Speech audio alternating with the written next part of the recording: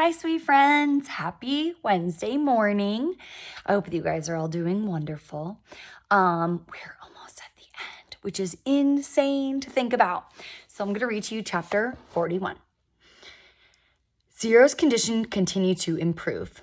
Stanley slowly peeled an onion. He liked eating them one layer at a time. The water hole was now almost as large as the holes he had dug back at Camp Green Lake. It contained almost 2 feet of murky water. Stanley had dug it all himself. Zero had offered to help, but Stanley thought it better for Zero to save his strength. It was a lot harder to dig in water than it was in a dry lake. Stanley was surprised that he himself hadn't gotten sick, either from the sploosh, the dirty water, or living on onions. He was quite used to getting sick back at home a lot. Both boys were barefoot. They had washed their socks. All their clothes were very dirty, but their socks were definitely the worst. They didn't dip their socks in the hole, afraid to contaminate the water. Instead, they just filled the jars and poured the water over their dirty socks. I didn't go to the homeless shelters very often, Zero said. Just if the weather was really bad.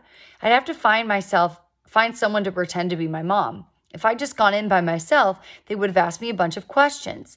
If they'd found out I didn't have a mom, they would have made me a ward of the state. What's a ward of the state? Zero smiled. I don't know, but I didn't like the sound of it.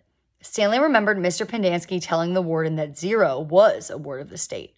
He wondered if Zero knew he had become one. I like sleeping outside, said Zero. I used to pretend I was a Cub Scout. I always wanted to be a Cub Scout. I'd see them at the park in their blue uniforms.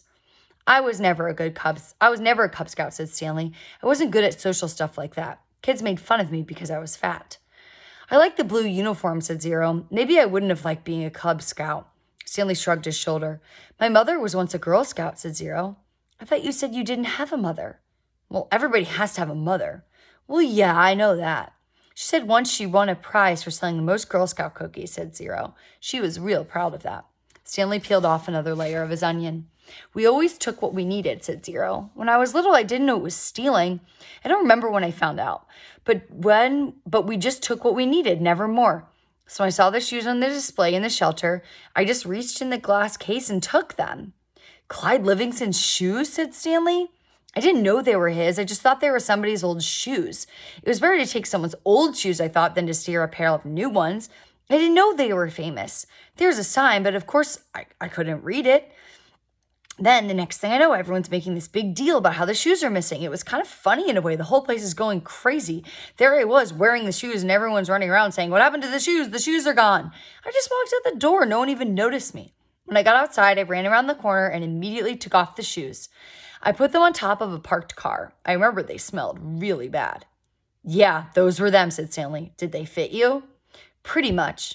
Stanley remembered being surprised at Clyde Livingston's small shoe size. Stanley's shoes were bigger. Clyde Livingston had small, quick feet. Stanley's feet were big and slow. I should have just kept them, said Zero. I'd already made it out of the shelter and everything. I ended up getting arrested the next day when I tried to walk out of a shoe store with a new pair of sneakers. If I just kept those old smelly sneakers, then neither of us would be here right now. Chapter 32. Zero had become strong enough to help dig the hole. When he was finished, it was over 6 feet deep. He filled the bottom with rocks to separate the water from the dirt. He was still the best hole digger around. That is the last hole I will ever dig, he declared, throwing down the shovel.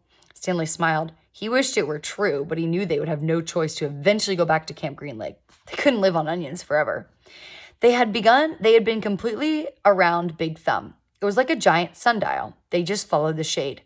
They were able to see out in all directions. There was no place to go. The mountain was surrounded by a desert. Zero stared at the Big Thumb. It must have a hole in it, he said, filled with water. You think? Where else could the water be coming from? Zero asked. Water doesn't run uphill. Stanley bit an onion. It didn't burn his eyes or nose, and in fact, he no longer even noticed a particularly strong taste. He remembered how when he first carried Zero up the hill, how the air smelled bitter. It was the smell of thousands of onions growing and rotting and sprouting. Now he didn't even smell a thing.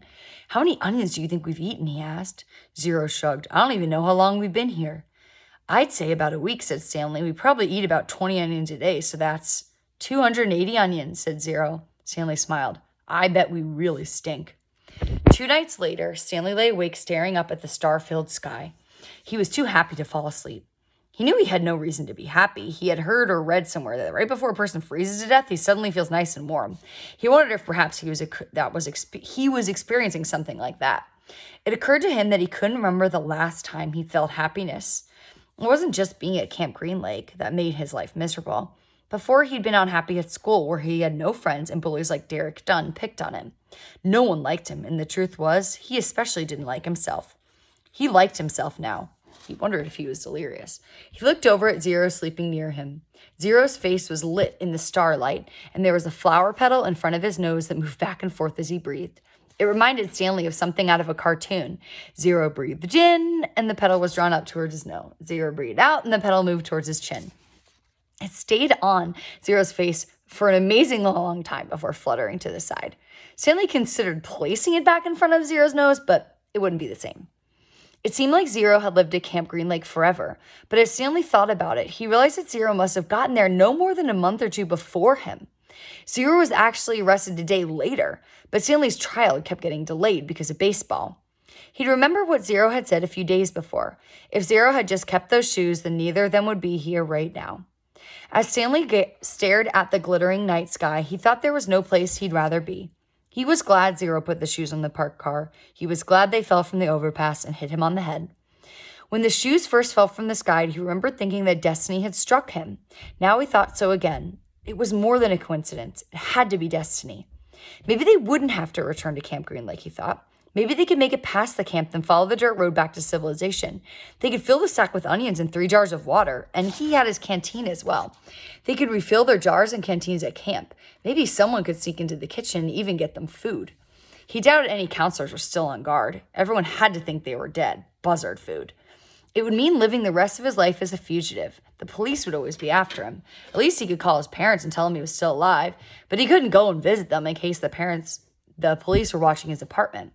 Although, if everyone thought he was dead, they wouldn't bother to watch the apartment. He would have to get a new identity. Now I'm really thinking crazy, he thought. He wondered if a crazy person thinks that they're crazy. But even as he thought this, an even crazier idea kept popping into his head. He knew it was too crazy to even consider. Still, if he was going to be a fugitive for the rest of his life, it would help to have some money. Perhaps a treasure chest full of money. You're crazy, he told himself. Besides, just because he found a lipstick container with KB on it didn't mean there's treasure buried there. It was crazy. It was all part of this crazy feeling of happiness. Or maybe it was destiny. He reached over and shook Zero's arm. Hey, Zero, he whispered. Huh, Zero muttered. Zero, wake up. What? Zero raised up his head. What is it? You want to dig one more hole? Stanley asked him. I'm so excited.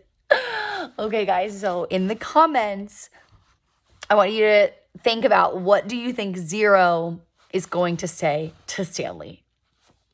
So exciting. Also, it's so sad that we're almost done with this book, but it's amazing. But then I have another book for you guys. So tell me what you think. I'll see you soon. Love you all. Goodbye.